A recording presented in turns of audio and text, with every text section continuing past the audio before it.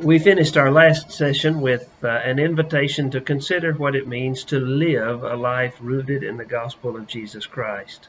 Gospel is a churchy word that means good news.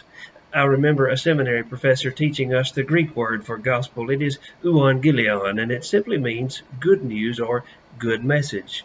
In the first century, you had several good news proclamations: the good news of Jesus, the good news of various gods or goddesses, and the good news of Rome or Caesar.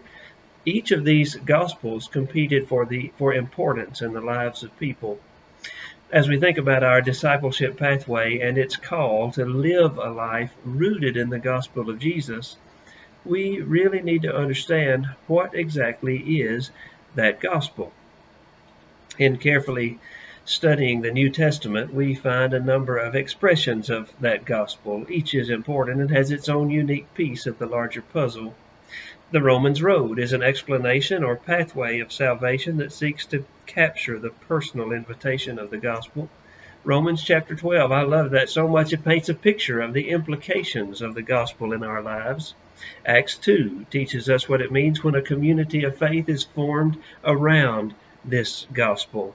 Hebrews shows us how our faith and the grace of God cooperate together to bring the work of the gospel to life in our hearts and actions. John 3:16 and 17, you know that verse, those two verses.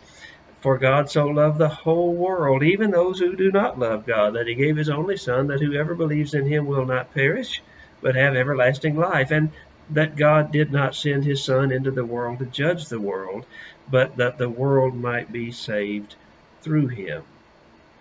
Let's take just a few minutes of our time and consider how you might answer the question, what is the gospel of Jesus Christ? How would you answer that? Take a few moments and talk with those around you. I'll join you again shortly.